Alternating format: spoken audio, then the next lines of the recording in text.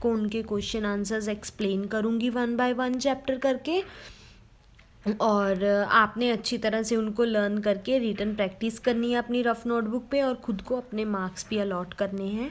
Okay, तो जो first chapter आज मैं आपको एक्सप्लेन कर रही हूँ वो आपका है chapter number 14, our rights and duties. So बच्चे फर्स्ट क्वेश्चन पे आ जाओ। What is a constitution? Constitution क्या होता है? कॉन्स्टिट्यूशन बच्चे रिटन डॉक्यूमेंट होता है जिसमें हमारे रूल्स लिखे होते हैं और गवर्नमेंट उन रूल्स को फॉलो करके हमारी कंट्री को चलाती है। ठीक है, पढ़ो अब। Constitution is a set of rules, ये रूल्स का सेट होता है by which the government rules our country, जिसकी हेल्प से गवर्नमेंट हमारी कंट्री को रूल करती है। ओके, अब हमारा सेकंड क्वेश्चन आ जाता है कि हमारा कॉन्स्टिट्यूशन कब इफेक्ट में आया था। तो हमारा कॉन्स्टिट्यूशन कब आया था? 26 जनवरी 1950। ये क्वेश्चन आप लर्न कर लेना। नेक्स्ट क्वेश्चन बच्चे हमारा आ जाता है, what are directive principles, mention some of them. हमारे जो डायरेक्टिव प्रिंसिपल्स हैं वो कौन से होते हैं, वो क्या होते हैं, और उनमें से हमने कुछ प्रिंसिपल्स बताने हैं। इसकी डेफिनेशन देखते हैं पहले। Our constitution has some guidelines for the government. हमारी गवर्नमेंट के लिए कुछ गाइडलाइंस हमारे कॉन्स्टिट्यूशन में होती हैं जिनको हम डायरेक्टिव प्रिंसिपल्स कहते हैं। अब डायरेक्टिव प्रिंसिपल्स कौन से हैं फर्स्ट देख लो आप। There are good living conditions for the people.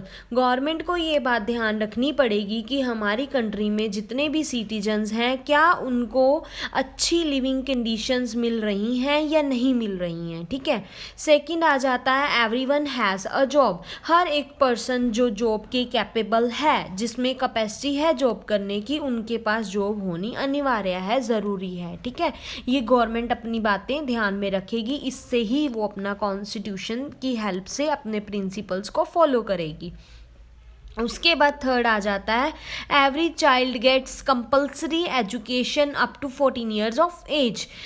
हर एक बच्चे को 14 ईयर की एज तक कंपल्सरी एजुकेशन मिलनी ही मिलनी है। आपको पता ही होगा बच्चे, जैसे गवर्नमेंट स्कूल्स में क्या है, 14 ईयर्स तक हर एक बच्चे को फ्री एजुकेशन दी जाती है, उनको फ्री बुक्स दी जाती हैं, तो ये हमारी गवर्नमेंट ही अलॉट करती है। ओके, नेक्स्ट हमारा आ जाता है, व्हाट आर फंडामेंटल राइट्स। हमारे फंडामेंटल राइट्स क्या हैं? हमने कुछ राइट्स उनमें से बताने हैं।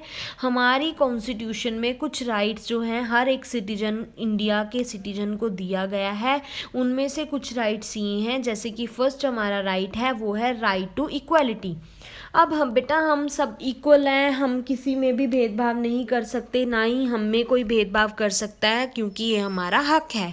उसके बाद आ जाता है right to freedom of speech. हम कहीं पे भी अपनी चॉइस से अपने मन के जो विचार हैं वो दूसरे के सामने बोल सकते हैं विदाउट एनी हेजिटेशन।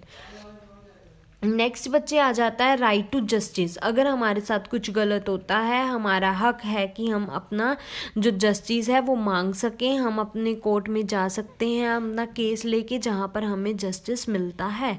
उसके बाद आ जाता है right to travel and live anywhere. बच्चे एक तो ये भी हमारा हक है कि हम अपनी मर्जी से किसी भी जगह पर जा सकते हैं और किसी भी जगह पर जाके रह सकते हैं, हमें उस चीज़ के लिए कोई भी रोक नहीं सकता, ये हमारा हक है। तो ये हमारे राइट्स थे। ओके, उसके बाद बच्चे आ जाता है, what are the principles on which our constitution is based.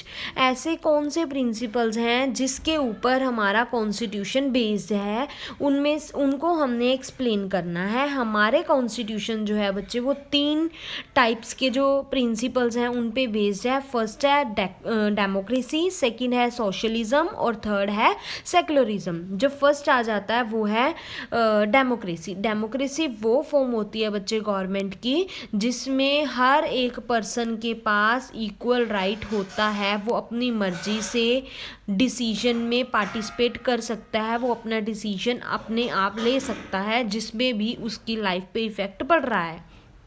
Okay उसके बाद आ जाता है सोशलिज़म। अब सोशलिज़म में क्या है कि अपनी कंट्री में जितने भी लोग हैं, जितने भी सिटीजन्स हैं, उनमें इक्वल राइट्स हैं, ठीक है।